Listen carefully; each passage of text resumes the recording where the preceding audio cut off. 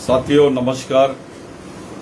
जय बिरसा, जय आदिवासी, जय सेवा, जय सिंधु राष्ट्र, जय भीम, जय बहुजन भारत। साथियों, आप तमाम साथियों से मेरी सामाजिक अपील है कि जिस तरह हम सब लोग जानते हैं कि इस देश के निर्माता, इस देश को जिन्होंने परिभाषित किया है, इस देश की जल जमीन जंगल का जिन्होंने उचित नियमन किया है, क्योंकि राष्ट्र ये जमीन पे खड़ा है साथियों, उस क्रांतिकारी व्यक्ति और उस क्रांतिकारी महान आत्मा, महामानव, क्रांति सूर्य, धरती आभा भगवान बिरसा मुंडा की 125वीं जयंती आने वाली है 15 नवंबर को। यहाँ हम जयंती, इस कार्यक्रम को जयंती के रूप में नहीं देख रहे हैं साथियों, हम उस विचारधारा की सामाजिक समीक्षा कर रहे हैं जिस विचारधारा ने भारत का निर्माण किया है। जिस विचारधारा ने भारत का निर्माण नहीं किया है, वो विचारधारा के लोग इस देश को राष्ट्रीयता की बात कर रहे हैं, वो राष्ट्रीयता समझाना चाह रहे हैं। ये जो दोहरी बात है, हम इस बात को सबके सामने इसलिए रख रहे हैं कि एक तरफ कुछ लोग, कुछ मुट्ठी भर लोग किसी संगठन के 100 साल होने के पर्व को इस देश में सबसे बड़ी राष्ट्रीयता के राष्ट्रीय संगठन के रूप में उसको एस्टैब्लिश करते हैं, उसको लोगों के बीच में रखने की कोशिश करते हैं, उसकी नुमाइश करते हैं, उसका एडवर्टाइजमेंट करते हैं। लेकिन जिस इतिहास को सालों से दबाया गया, जिसको भारत के प्रत्येक आदमी को मालूम होना चाहिए था, उसका हक था कि इस इतिहास को जाने, जो इस देश का अलिखित इतिहास है। इस देश में स्वतंत्रता का जो संघर्ष है वो रस्तों पर हुआ है, सड़क पर हुआ है, ऐसा लोगों के दिमाग में है।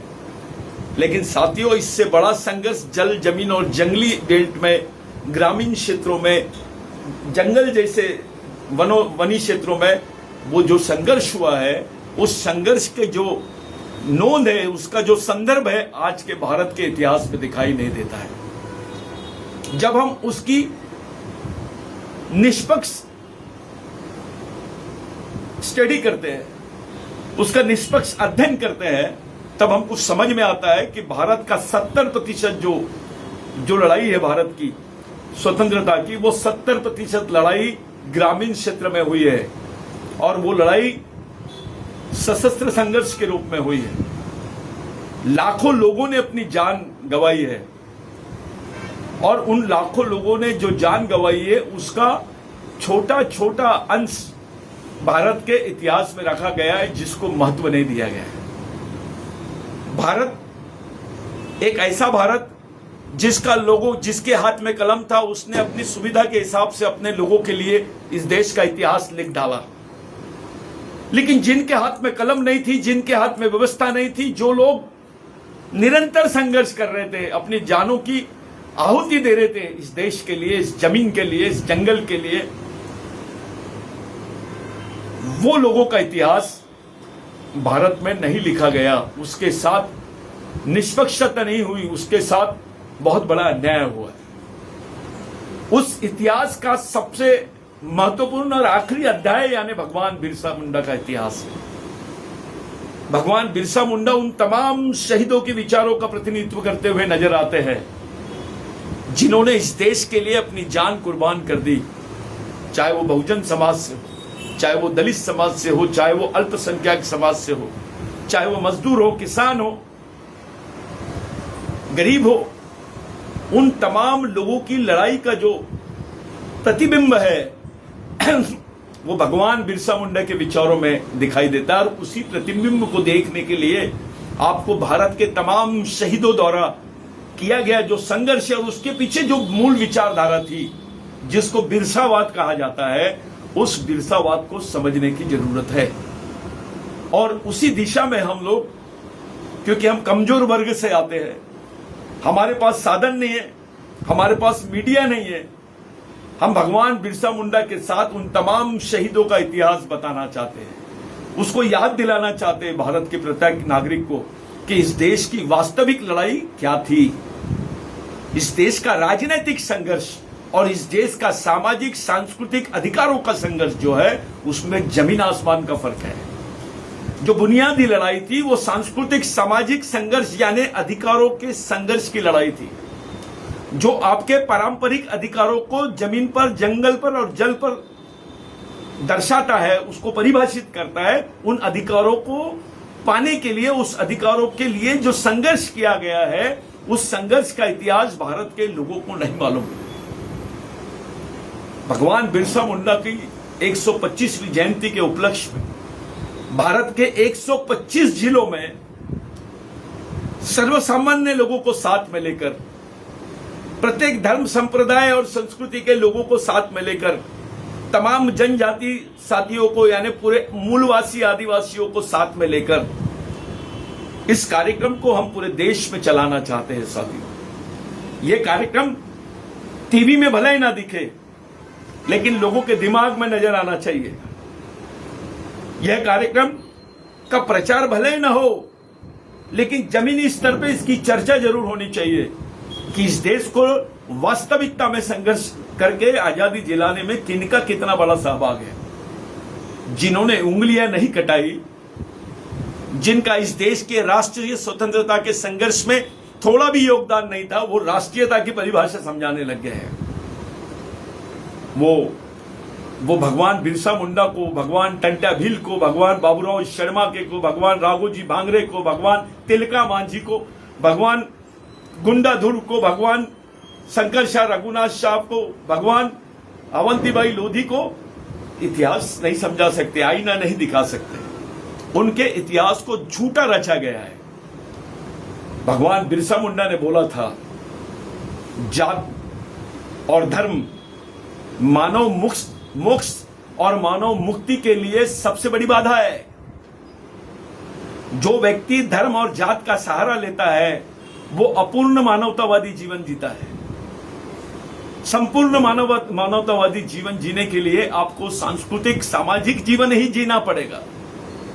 यह बात भगवान बिरसा मुंडा ने कही थी। निसर्ग के साथ, प्रकृति के साथ, प्रकृति के नियम के अनुसार प्रकृति में उपस्थित सभी जल, जमीन, जंगल, जानवर, पशु, पक्षी, प्राणी, पेड़, पौधे, पहाड़, नदियां, इन तमाम चीजों के महत्व को समझते हुए, उसके प्राकृतिक नियमों को समझते हुए जीवन जीने का नाम ही जीवन है। भगवान बिरसा मुंडा ने पूछा था कि अगर कोई ऊपर वाला इस दुनिया को बनाया है, तो आप कैसे जानते हो ऊपर वाली भी तो हो सकती है। इसलिए भगवान बिरसा मुंडा का मानना था कि इस देश की संस्कृति जो है, जो कृषि संस्कृति है, उसकी निर्माता महिला है, वो मां है, जमीन हमारी मां है। और काल्पनिक भारत माता की संकल्पना के बजाय वास्तविक भारत माता की संकल्पना करने की जरूरत है। जिस देश में महिला की कीमत एक गाय से कम हो जाए, उस देश में मानवता की खोज करना पड़ेगा। यह व्यवस्था किसने निर्माण किया है, इसके बारे में सोचना पड़ेगा कि आपकी मां की कीमत गाय से कम कैसी हो गई। जो राष्ट्रीयता की सबसे बड़ा सबूत यानी इस देश की महिला है, इस देश की मजदूर महिला है, आदिवासी महिला है, जो अपने बच्चों को आज भी पीठ पर बांधकर गड्ढा खोदने का काम करते हैं, दिन भर परिश्रम करते हैं। उन लोगों का प्रतिबिंब जिस विचारों में नहीं दिखाई देता है, वो भारतीय विचारधारा नहीं हो सकती। इसलिए साथियों, जो बिरसावादी विचारधारा है वो ही भारतवासी विचारधारा है। जो बिरसावादी नहीं है भारत में, वो भारतवासी नहीं है। जो बिरसावादी है वही भारतवासी है। यह सत्य है, वास्तविकता है। बिरसा मुंडा के आंदोलन को डॉक्टर बाबा साहब अंबेडकर ने भी परिभाषित किया। उनके संघर्ष में उनका उल्लेख था। नर्मदा के जो आंदोलन थे, उसमें बिरसा मुंडा के आंदोलन को डॉक्टर बाबा साहब ने एक आदर्श आंदोलन के रूप में देखा, जो जमीनी आंदोलन था, जमीन का आंदोलन था। महात्मा गांधी ने बिरसा मुंडा के विचारों से प्रेरित होकर भारत में भारत छोड़ो आंदोलन की बात की थी। ये दो महापुरुष है। भारत के इतिहास में इन दो महापुरुषों से बड़ा इतिहास किसी का नहीं है, और है तो हो सकता है हम उसका सम्मान भी करते हैं। लेकिन ये दो महापुरुषों ने जिस महापुरुष से विचारधारा ली, जिस महापुरुष को आदर्श माना, उस महापुरुष को 125 साल हो रहे हैं। अगर बिरसा मुंडा का आंदोलन नहीं होता तो इस देश में राष्ट्र की परिभाषा नहीं कर सकते थे आप। बिरसा मुंडा का आंदोलन नहीं होता तो इस देश में अपने जल जमीन जंगल पर अपने पारंपरिक राष्ट्रीय अधिकारों को स्थापित नहीं कर सकते थे आप। जो बिरसा मुंडा के आंदोलन से कानून बना इस देश में, जिसको लैंड एक्विजिशन एक्ट बोलते हैं, 1898 में, 1898 में, उस कानून ने केवल आदिवासियों को ही परिभाषित नहीं किया, इस देश के प्रत्येक नागरिक को इस देश की संपत्ति पर जो अधिकार स्थापित करने की भूमिका निभाई है, वो सबसे बड़ी बात है। और उस कानून को कलेक्टर का प्रथम कानून माना गया अंग्रेजी हुकूमत में। वहां से भारतीय संविधान की शुरुआत होती है, और उस संविधान के अंतर्गत में जो आर्टिकल 1 है, जिसको यूनियन ऑफ स्टेट बोला गया है, जो देश है वो राज्यों का गठन करके बनाया गया देश है। अलग अलग परंपराएं, अलग अलग संस्कृति है, अलग अलग भाषा है, अलग अलग लोग हैं, अलग अलग समस्याएं। इन तमाम लोगों को देखने के बाद कोई इस देश धार्मिक राष्ट्र पर आधारित बात करने की कोशिश करेगा तो मेरा उनसे सवाल है, एक क्षण बता दीजिए जब यह देश धार्मिक राष्ट्र था। नहीं तो इसके हजारों और सबसे प्राचीन एविडेंस भी उपलब्ध है कि यह भारत सिंधु राष्ट्र था, यह सांस्कृतिक राष्ट्र था, यह कृषि प्रधान राष्ट्र था। इस देश में महिला मातृसत्तक पद्धति से यह देश शुरू हुआ और महिला और पुरुषों के समानता पर आधारित एक समाज व्यवस्था निर्माण हुई। उस समाज व्यवस्था का प्रतिनिधित्व आपकी संस्कृति ने किया है, धर्म ने नहीं किया है। जब महिला और पुरुषों में समानता आई, वहां कोई धर्म का उल्लेख भारत के इतिहास में नहीं दिखाई देता है। जो महिला पुरुषों में समानता आई वो सांस्कृतिक जीवन की वजह से आई है साथियों। जो लोग भारत में एक अलग टाइप की विचारधारा, एक वैचारिक जन्म से किसी को श्रेष्ठ मान लेना और जन्म से किसी को नीचा मानने की विचारधारा को बिरसा मुंडा ने नपुंसकता बोली थी, उसको मानवीय नपुंसकता बोली थी। वो मानवतावादी विचार हो ही नहीं सकता जो ये विचार मान ले कि कोई आदमी जन्म से श्रेष्ठ होता है और वो जन्म से तुच्छ होता है। ऐसी विचारधारा को अपनाने वाले लोग और इसका समर्थन करने वाले लोग सच्चे राष्ट्रीय लोग हो नहीं सकते, क्योंकि ये देश धर्म नहीं, जाति नहीं, ये मानवता पर आधारित देश है।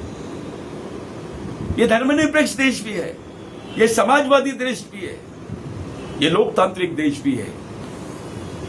इस देश में शुरुआत से लोकतांत्रिक व्यवस्था रही है। बाद में आप ओबीसी को देखते हैं, बाद में आप दलित भाइयों को देखते हैं, बाद में आप अल्पसंख्यक भाइयों को देखते हैं। कुछ लोगों ने इस विचारधारा को नया डायवर्शन देने की कोशिश की और आदिवासियों पे हमला किया, सांस्कृतिक हमला किया। वास्तविकता में इस देश की सुप्रीम कोर्ट ने भी मान लिया है साथियों कि आदिवासी भारत का प्रथम नागरिक है, वो मालिक है। और हम बोल रहे हैं, हमारे हद्देन के हिसाब से बोल रहे हैं कि आदिवासी इस देश का मूल मालिक है। यहाँ के SC, ST, OBC और माइनॉरिटी के लोग उनके वंशज है, और इस दिशा में हम लोग काम कर रहे हैं। कुछ लोग इस देश को धार्मिक राष्ट्र बताकर छद्म राष्ट्रवाद यानी झूठा राष्ट्रवाद आपके सामने परोस रहे हैं। आप उसका शिकार मत होइए साथ। जिस विचारधारा में गरीब आदमी का प्रतिबिंब ना हो, उसके दुखों का उल्लेख ना हो, जिस विचारधारा में किसानों का उल्लेख ना हो, जिन विचारधारा में मजदूरों का उल्लेख ना हो, इस देश के दबे कुचले लोगों का उल्लेख ना हो, जिस विचारधारा में इस देश की आदिवासियत का उल्लेख ना हो, वो विचारधारा राष्ट्रीय विचारधारा हो नहीं सकती। ये एक नया और वास्तविक राष्ट्रवाद जो है साथियों, बिरसावादी और भारतवासी, ये दोनों समानार्थी शब्द है। इसको समझने की जरूरत है। 125 साल हो रहे हैं क्रांति सूर्य महामानव भगवान बिरसा मुंडा की जयंती के लिए।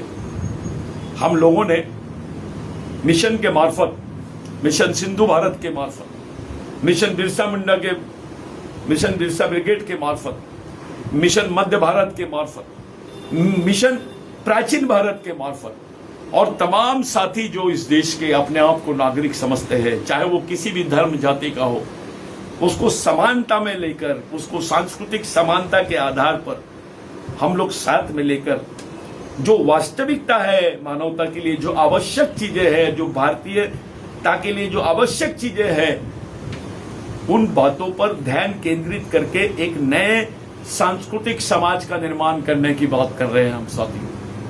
आप धर्म में किसी भी जगह हो, आप किसी भी धर्म के हो गए, लेकिन आप अपने दिल पर हाथ रख के बोलो कि आप कौन सी संस्कृति के लोग हैं, आपका मूल क्या है, आपका डीएनए क्या है, ये आपको समझना पड़ेगा।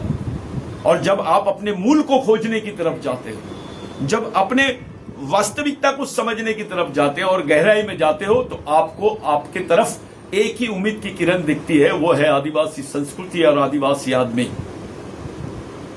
इसको समझे बगैर, इसको अपने कलेजे से लगाए बगैर आप भारतीयता को नहीं समझ पाएंगे।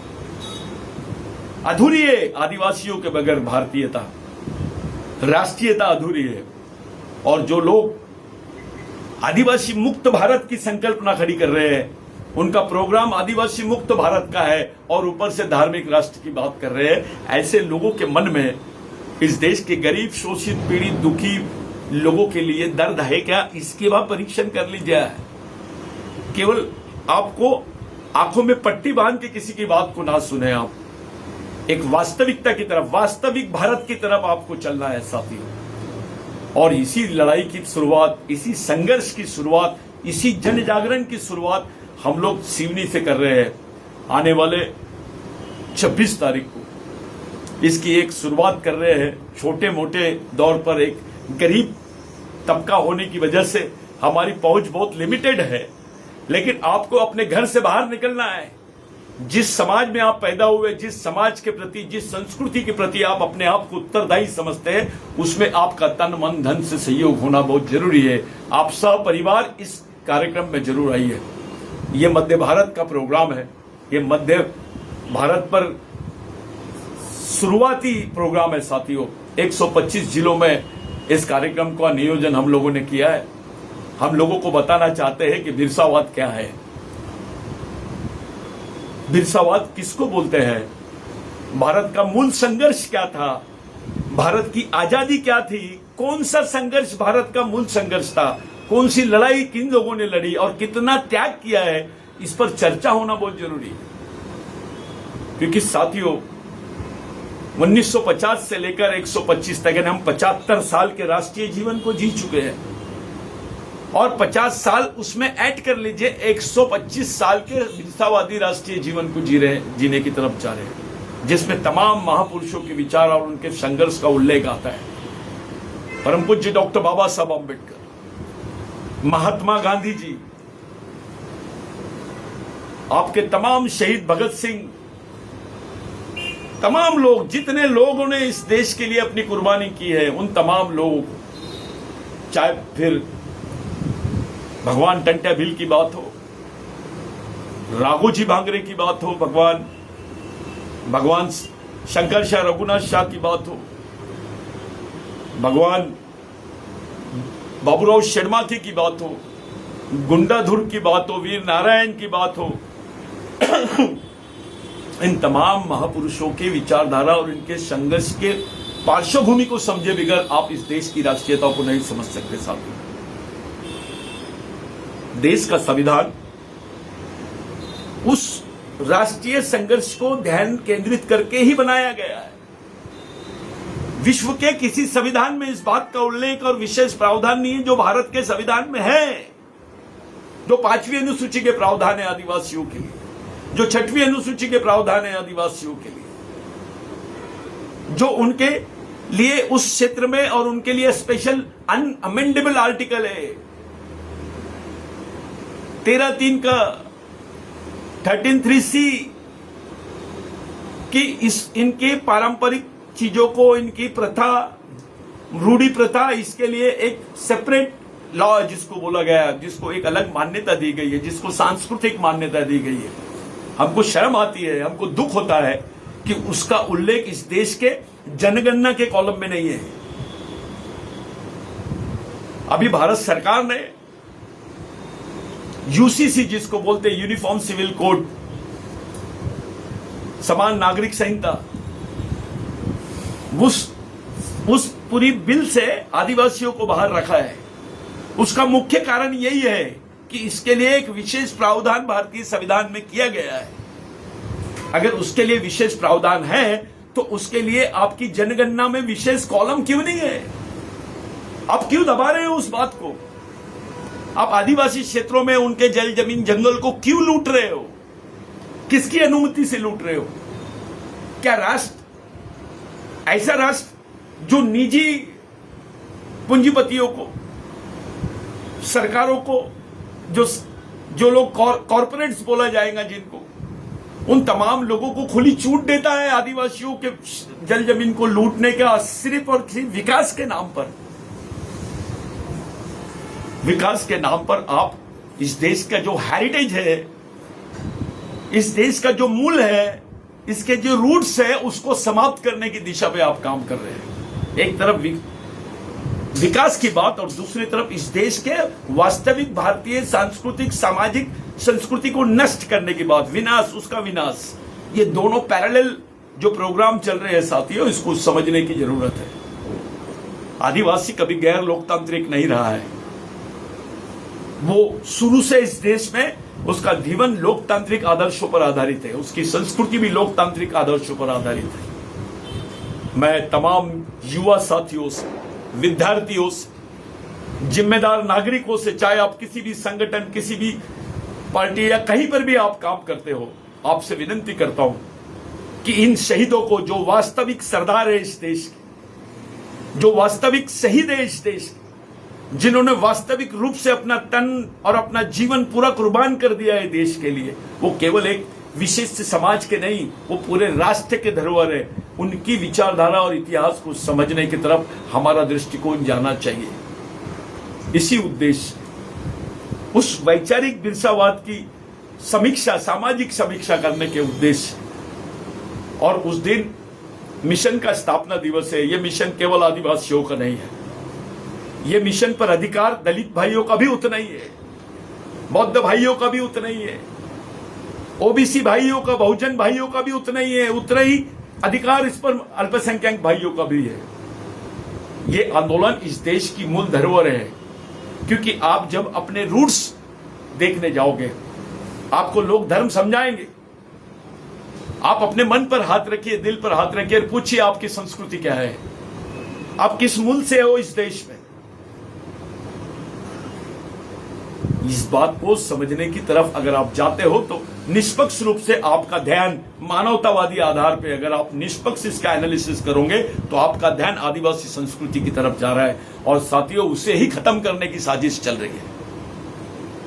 मेरी आप लोगों से हाथ जोड़ के विनती है कि आने वाली 6 तारीख को आप इस महत्वपूर्ण मिशन की शुरुआत, इस महत्वपूर्ण मुहिम की शुरुआत के लिए सामाजिक मन रख के, सांस्कृतिक मन रख के, तन मन धन से इसका सहयोग करेंगे और सह परिवार इसमें उपस्थित होंगे, सह मित्र के साथ में इस बुनियादी प्रचार प्रसार में आओगे, बुनियादी ऐतिहासिक सांस्कृतिक सभा में आओगे, ऐसी मैं आप लोगों से विनती करता हूं। और आपको ये अपील करता हूं कि 6 तारीख सिवनी में मिशन ग्राउंड पर, 26 तारीख के दिन, आने वाले 26 अक्टूबर से हम लोग इसकी शुरुआत कर रहे हैं। याद रखिए 26 अक्टूबर यह ऐतिहासिक दिन है भारत के लिए, क्योंकि इस भारत में 26 अक्टूबर के दिन ऐसे बहुत सारी घटनाएं हुई है जहां पर भारत के लोगों के साथ भारत के ही कुछ लोगों ने धोखा किए है, विश्वासघात किए है। उस बात को ध्यान में रखकर इस मुहिम को हम लोग शुरू कर रहे हैं साथियों। अभी 21 अक्टूबर के दिन भगवान बाबूराव शर्माके का शहीद दिन था, लेकिन हम 26 अक्टूबर से इसकी शुरुआत कर रहे हैं।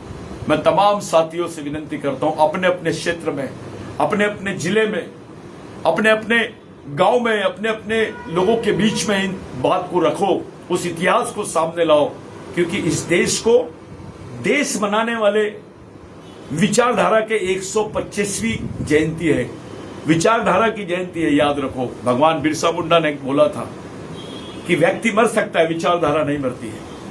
इसलिए हम लोगों ने ऐसी चीज को अपनाना चाहिए जो नष्ट नहीं हो सकती है, और वो है विचारधारा। उस बिरसावाद की 125वीं जयंती के उपलक्ष्य में मैं आपको विनंती करता हूं कि आप पूरी जोश के साथ, पूरी राष्ट्रीय ईमानदारी के साथ, सांस्कृतिक ईमानदारी के साथ इस सभा में आएंगे। 26 तारीख को इसकी शुरुआत सिवनी मध्य प्रदेश से की जा रही है। आप सब लोग आमंत्रित हैं। नमस्कार।